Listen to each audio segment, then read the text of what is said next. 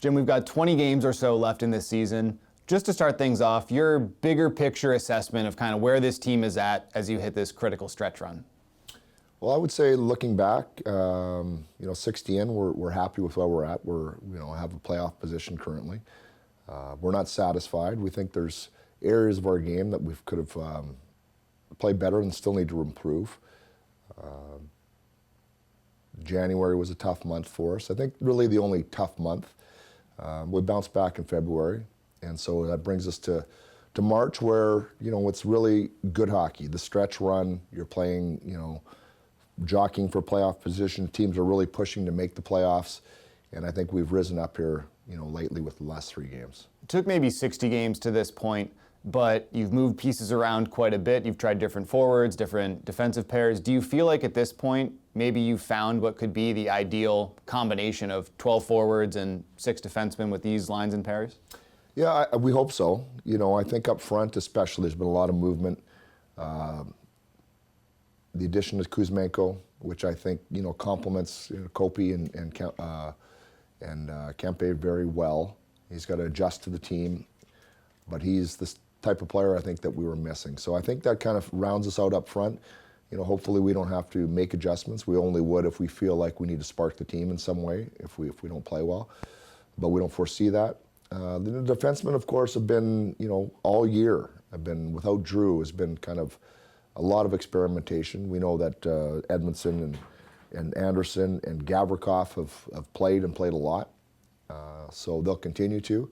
We just don't know exactly what the pairs will look like. So the switch came after Kuzmenko came in, after the deadline. We'll get to that in a minute. But I don't think it's an exaggeration to say maybe the team isn't where it is without all the 11-7 success that you guys had, earlier in the year. Like, do you feel that has a place going forward, or is it maybe, I don't know, you got what you needed out of it and then you like where you're at right now? I'm always comfortable with that. I like 11 forwards. I know 7D is probably not optimal for Smitty, who's running the D back there, to get everybody on and in a rhythm. Sometimes it's hard to do that with even 6. So, but the 11, I know our forwards like it. They give them a little bit more ice time. I don't know. We're just going to play it by ear, but we're not opposed to going 12 and 6. I think it gives us the flexibility that our players have played both and are comfortable with both. We'll just see where the rest of the season takes us, but it's always a thought in our mind. It's always part of the discussion. Other teams have done that, right? You've seen Edmonton do it against you recently. You've seen Tampa Bay do it back in the day. Like, do you think a team can do 11-7 over an extended stretch or even into the playoffs, or is it maybe just a little bit unknown because we haven't seen it all that often? I think you can. I really think it depends on your personnel, just how you're structured, what your centermen look like. I think some experience, what the experience of your team looks like. There's a bunch of different variables. I wouldn't say one would fit one team. It would be a one-size-fits-all. I think it really is team dependent. It's really based on some of the different types of players you have on your roster. Going back to the deadline, there were a lot of rumors externally, surrounding this team. Wondering how you felt that the team kind of got through that time when there's obviously guys in that room who might see their name pop up on social media. It can be a hard time. How did you feel that the guys kind of handled that time of the year? Well, I mean, this is the thing about the league, and we can talk about travel, you can talk about back-to-backs, the schedule. It's the same for everyone, and it's in that time of the year sucks for everyone because nobody wants to leave their team. I don't care who you are. You don't want to leave. You've got, your teammates or your buddies. Nobody wants to go away. You've put time and effort into trying to achieve something as a team, so nobody wants to leave. So it's nerve-rattling because even if you don't feel your name is in one of these things that gets popped up, we've seen it before where out of the blue certain players do get traded. So I think everybody's glad that we're just past that. Now you can just settle back in. This is your team the rest of the way, and now let's get out there together and fight and get something done that we're proud of. We talked a lot about conversations that you maybe had with management going into the deadline, but when you get to that actual day, are you still involved at that level, or do you just say, hey, I have a practice to coach and I'm a coach at this point, or are you still kind of in those conversations on deadline day? Yeah, not heavily. I mean, I think the way we approached it, or this is my second trade deadline as the head coach. if there's something that's, I'm sure our management is talking a lot of different things, and most things obviously don't get very close to fruition. If there's something that's getting close, Blakey will let me know. This is what's going on. Nothing for sure, but there wasn't that much. There wasn't that much where I was brought in. Where hey, you know what? There were a few different things going on. It was getting close, and ultimately we picked up Kuzi. That's the guy that you had, right? So other rumors at this point don't really matter. You have, Andrei Kuzmenko, and you didn't subtract a player, from your group, which maybe is, equally important. But now that he's here, what did you know about him coming in? And now that he's played a few games, what have you seen maybe compared to your expectations coming in? Yeah, well, he certainly caught everybody, the whole league's eye, his first year in Vancouver. Was really good on the power play, was a dangerous offensive player. Came in as an older, first-year player and had a tremendous season. So that was the one that got everybody's attention. And then for whatever reasons, you come back your next year and you're not quite as good. And then you see him get moved along, and then twice this year. But you always remember the skill and the ability he had that first year. So you hope that you can recapture that. That's in there. There's no question. It didn't pan out as well for him going forward. So we see that, and we saw it as the type of player that we really needed to add to our lineup. And so we're really happy to have him. I think he's off to a good start. We've seen the glimpses that he's shown, and I think he'll just get better for us.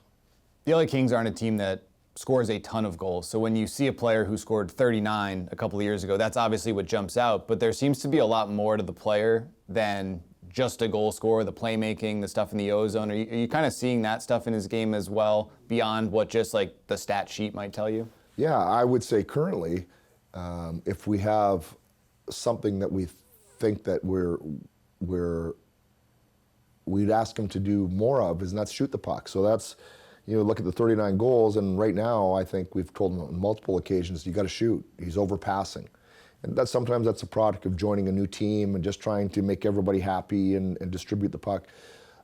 So we want the goal scoring. We want, when he gets an opportunity to shoot more often. And we know he can pass too, but he's got to become a little bit more, in your terms, selfish. And we've talked about this before. But right now I think he's one of the players that would fit that bill.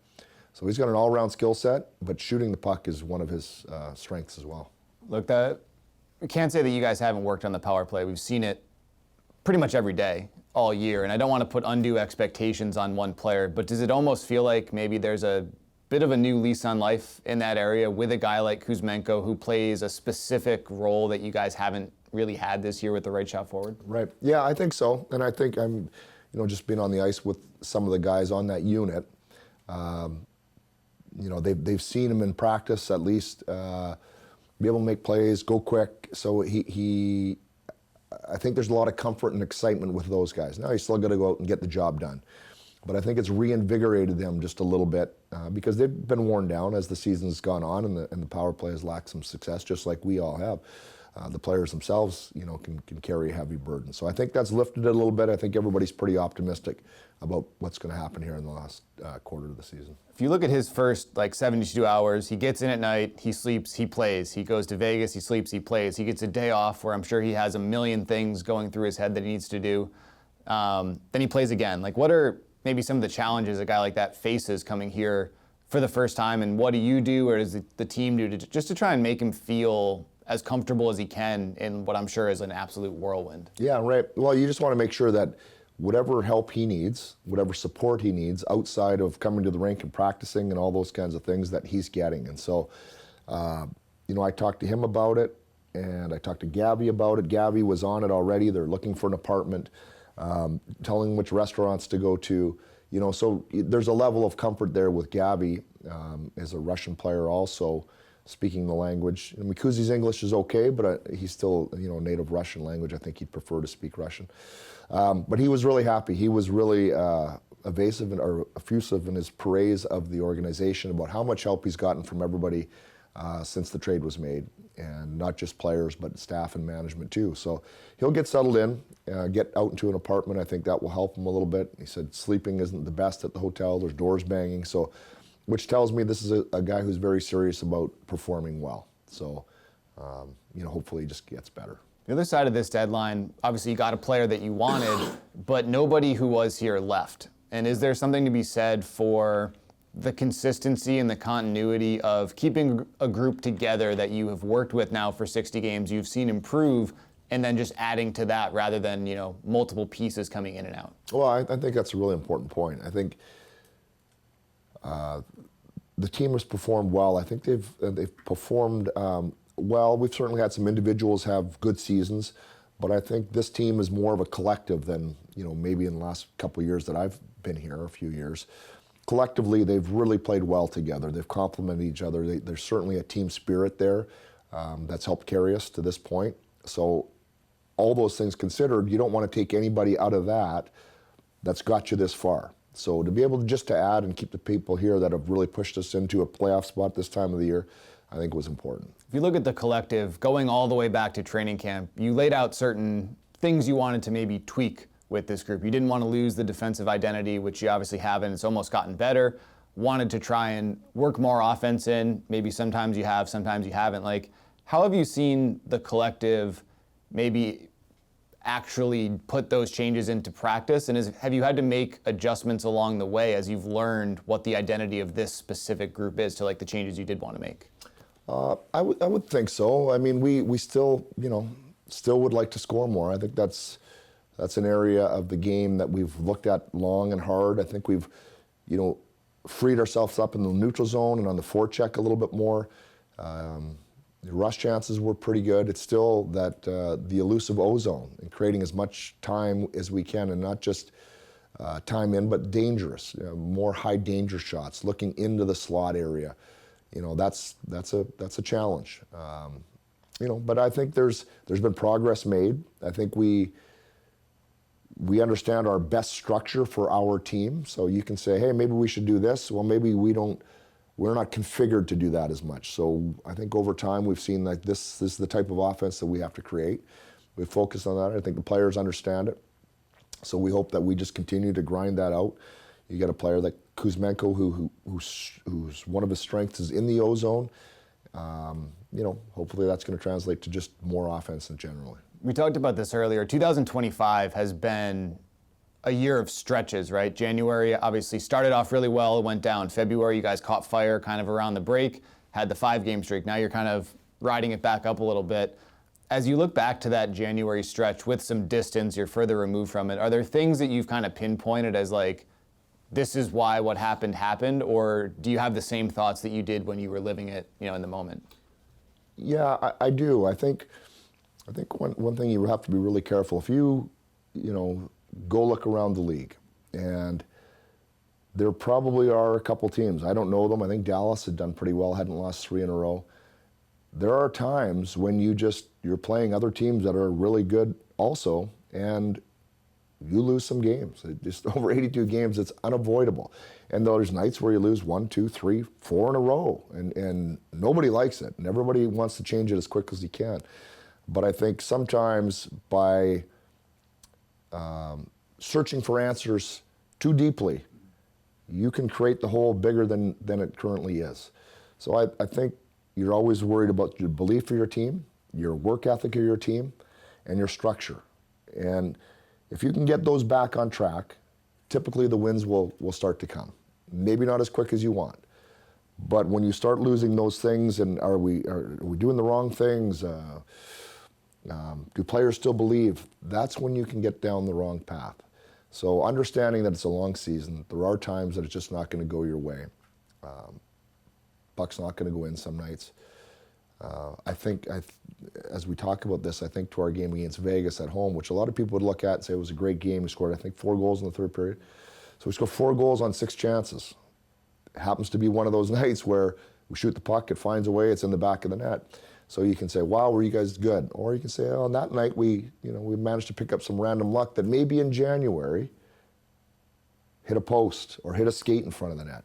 So I think it's important to remain balanced and evaluate the team not just on the outcome, but on the processes that get you to the outcome. Is there something to be said, and I know in the moment, the outcome probably didn't feel great, but is there something to be said for a team showing that it can overcome a stretch like that and maintain the belief factor and the other things that you just mentioned there?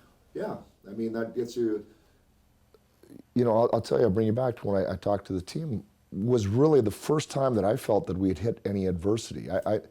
The other point in the season that we talked about was we lost in the San Jose game, where I think they had 5 goals on 7 or 8 chances in the third period. So we responded to that. But it wasn't a big point of adversity, I didn't feel.